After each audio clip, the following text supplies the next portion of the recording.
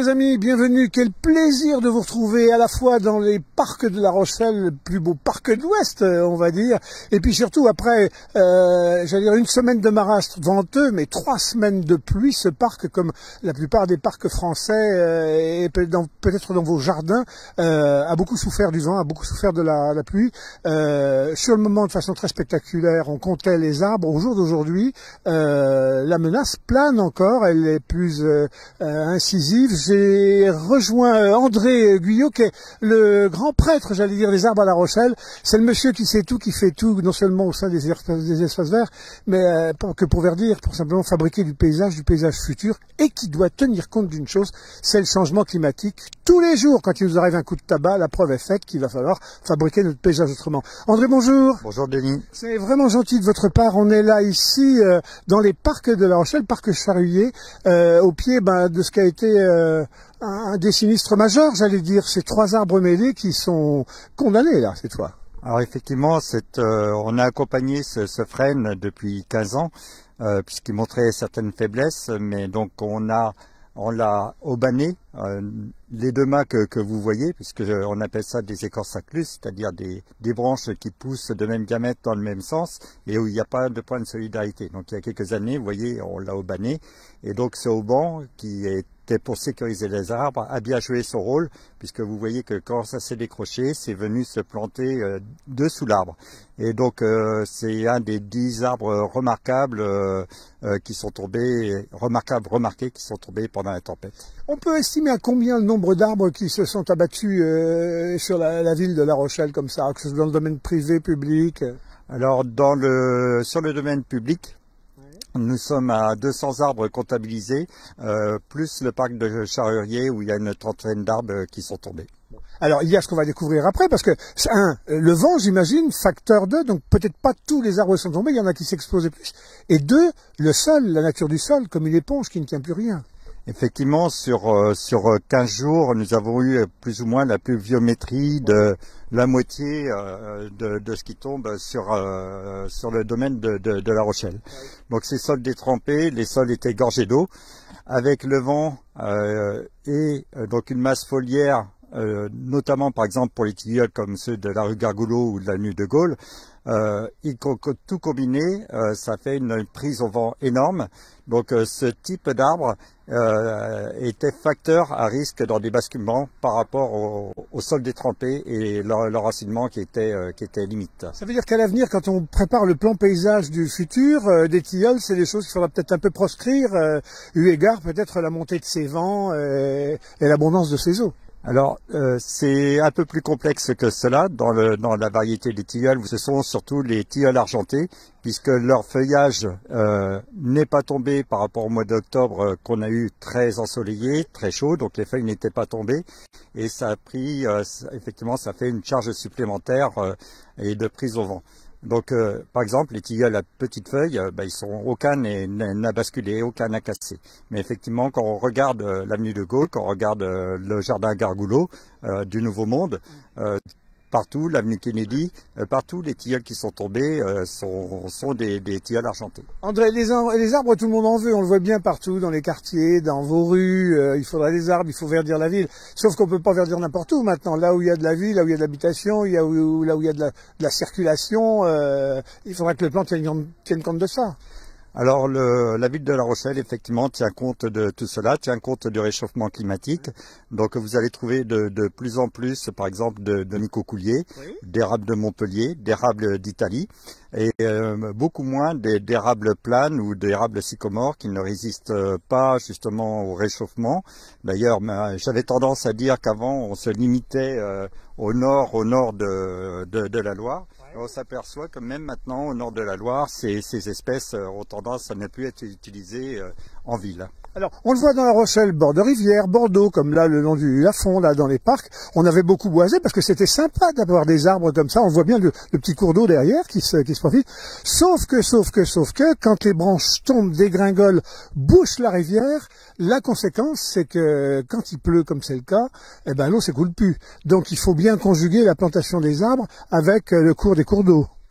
Alors effectivement, là ce que vous voyez en bord de cours d'eau, ce sont des semis naturels de frênes.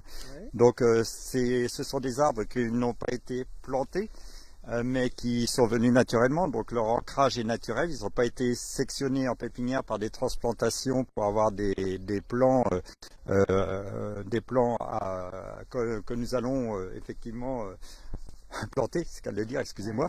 Et donc l'ancrage est beaucoup plus solide quand justement les plants sont issus d'un semis spontané et s'ancrent dans le sol. Donc ça maintient les berges et en même temps, effectivement, ils ne sont pas contrariés par leur système racinaire. Là, on le voit là sur les images d'Olivier. Regardez les amis, il y a des tas de branchages ici. Là, d'aucuns ont déjà été sortis de la rivière, mais qui ont freiné le cours. Pendant ce temps-là, en amont, les pompiers dans les bassines de retenue sur la rocade s'échinaient parce que l'eau remontait, mais en même temps, elle s'abattait venant des bassins versants.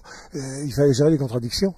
Alors effectivement, c'est un peu le paradoxe. Et encore une fois, tout est lié. Donc les bassins qui s'écoulent dans les cours d'eau et tout est lié par rapport au sol détrempé.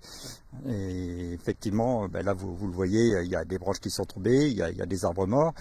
Donc il va falloir, vous voyez, on s'habitue aussi maintenant, quand on regarde l'herbe de Montpellier qui est devant nous avec le chicot, maintenant on vient plus justement couper comme on apprenait autrefois, c'est-à-dire en respectant l'angle de coupe à l'insertion des branches. Maintenant, il va falloir s'habituer à avoir des chicots qu'on laisse, on appelle ça des zones tampons, c'est-à-dire que le tronc ou les branches charpentières ne sont plus exposées soit au vent, soit au sel, soit à la sécheresse, à l'humidité.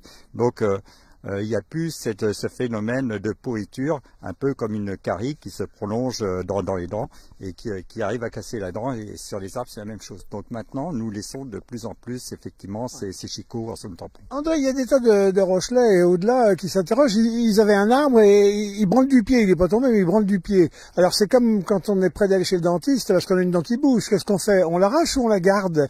Alors qu'est-ce qu'on peut dire à ces gens-là?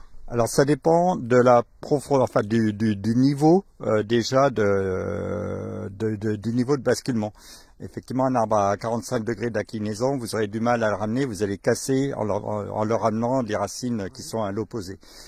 Quand ce sont des jeunes arbres, il est possible de le retutorer et donc de le faire revenir un petit peu. Quand l'arbre a commencé à basculer, il est possible d'alléger votre arbre du côté effectivement penchant et la motte va revenir petit à petit sur son axe. On peut corriger ça un peu. On peut corriger ça un petit peu. Des fois, il suffit de couper une grosse branche et vous allez avoir l'arbre qui va se revenir vers son... Stabiliser, se rééquilibrer. Alors ça c'est important, mais il est important également d'assurer une surveillance derrière. Parce que effectivement, à jour de grand vent, il va se réasseoir, mais il est fragilisé.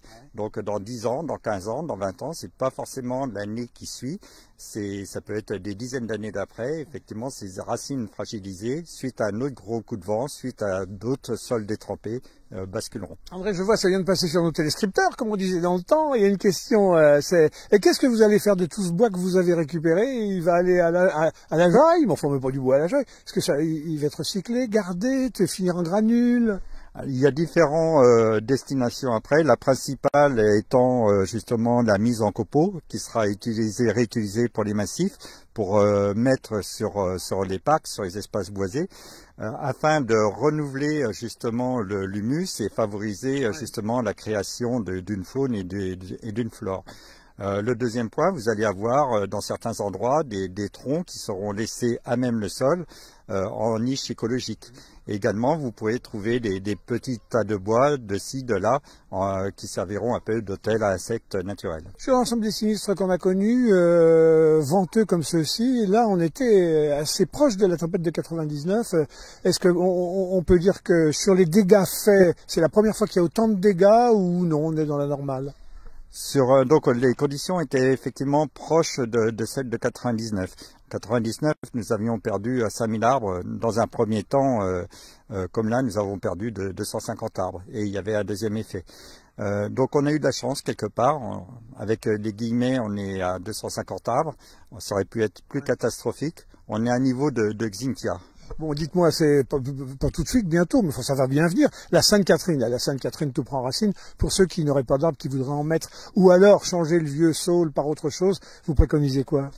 Alors pour des arbres pleureurs, effectivement, il y a d'autres variétés d'arbres pleureurs, mais comme on le parlait tout à l'heure, s'engager sur des espèces méditerranéennes.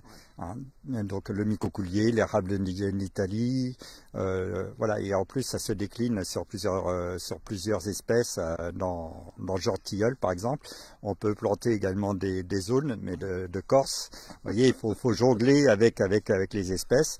Et nous sommes en bord de mer, il faut effectivement replanter des pins, même si c'est une essence qui a une grosse prise au vent, mais c'est une valeur sûre pour le littoral rochelais. Bon bah les amis, il faut vous mettre aux habitudes de la Méditerranée, hein, commencer à cuisiner la bouillabaisse. Un jour vous allez voir, on sera habillé là en diva du Sud. Bon, merci en tout cas, vous, heureusement les gens comme vous et l'ensemble des personnels. C'est combien de gars dans les parcs qui savent faire comme ça à longueur de temps? Donc on est au service Espace Verts, Nature et Paysage, hein, puisque nous travaillons la nature. On est à peu près 150 à s'occuper à la fois des arbres et de la nature en ville. Voilà, bah écoutez, en ce moment vous en avez plus de 100, près de 150 qui travaillent sur l'eau pour éviter que vos caves soient inondées, etc. et maintenir les niveaux dans l'arrière-pays. Et puis sur les arbres, bah, c'est 150 aussi. Et bah, écoutez, le service public, s'il était pour là, on voit pas bien qui ferait le travail. Hein. Après, effectivement, par contre, la cellule arbre, nous sommes 7 plus la direction. La cellule arbre. Bon vent, vous êtes un poète. À bientôt les amis, on continue d'être sur l'actu pour vous dans son côté un peu intrinsèque, quoi. Hein. À très bientôt. À bientôt. À bientôt, Denis.